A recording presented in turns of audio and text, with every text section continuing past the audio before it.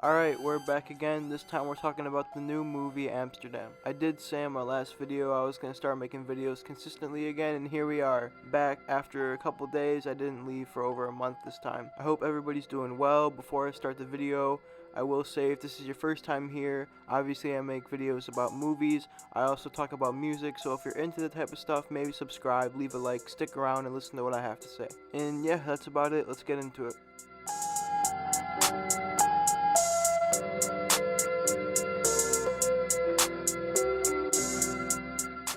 Initially, I was really excited to see Amsterdam.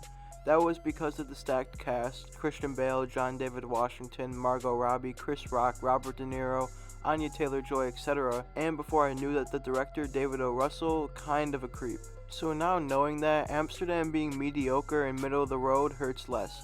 In fact, I'm completely indifferent to it. We all know the cast is full of great actors, or at least full of actors capable of delivering great performances, and that's part of what makes Amsterdam so underwhelming. Seemingly most of the actors here must have just been told to do whatever they want, because there's a litany of ordinary showings here, except Christian Bale clearly didn't get the memo if that was the case.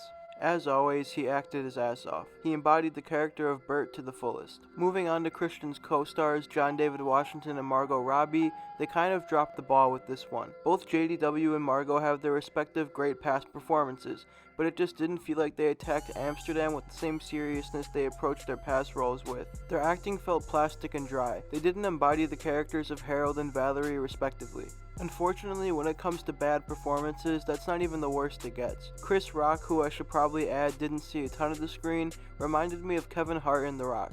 Why? Well, because in every Kevin Hart and Dwayne Johnson movie, they just play themselves. They don't actually play the characters they're tasked with. I felt like Chris Rock just played Chris Rock and not the actual character of Milton King. However, the worst performance of all in my opinion, Robert De Niro. He couldn't have seemed more disinterested, unenthused, and dull. It just felt like De Niro showed up for the paycheck and that's it. Massively disappointing. Amsterdam, while having a decent storyline, suffers from a complete lack of creativity and execution. So many of the shots are uninteresting and basic. Nothing was done with the camera work that was attention grabbing or engaging. The cinematography was bare bones and rudimentary. Occasionally, Amsterdam shifts time periods out of nowhere, and while the shifts make the story more complex, overall I found it to be more confusing than anything else. If you want to call me dumb or stupid for that, that's okay, that's just how I saw it, and I get it if you disagree. I just found that the other plot lines were underdeveloped, leaving us with pointless background information that we otherwise didn't really need to understand the actual story and its message. I feel that this was done to make Amsterdam devoid of anything really all that entertaining, more engaging as a tale. That's also another part of what makes this film such a letdown.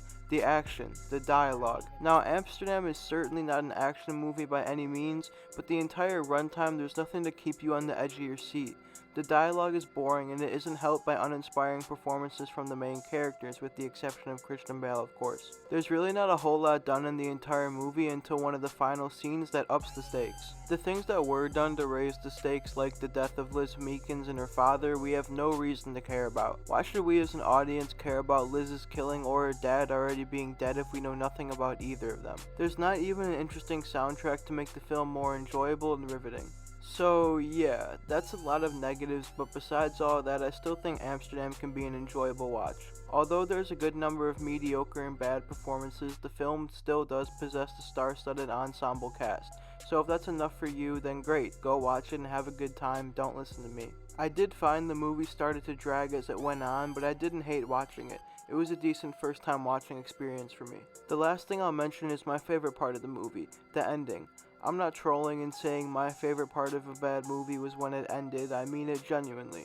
It was a bittersweet moment for Bert, Harold, and Valerie, and it put a smile on my face. You couldn't help but feel good for the three of them. So yeah, that's it. This was a short one for sure, but I don't want to extend the video for no reason. I didn't have a ton to say about this movie. Kind of a letdown. And yeah, that's about it. For a rating, I'll settle on a 4.5 to a 5 out of 10, and that'll do it for me. If you enjoyed the video, leave a like, maybe subscribe, stick around. Like I said in the beginning, I talk about movies, I talk about music. If you're into that type of thing, then maybe subscribe. And until next time, I'll see you soon. All of my own, doing shit solo. You can't come my way. Knowing me, I never like photos. I ain't got time today. Yeah, I pour it up, drinking till I've had enough. Saying I'm so fucked up, but I don't care, just be good. I told myself what I know, ain't no help me. you know it's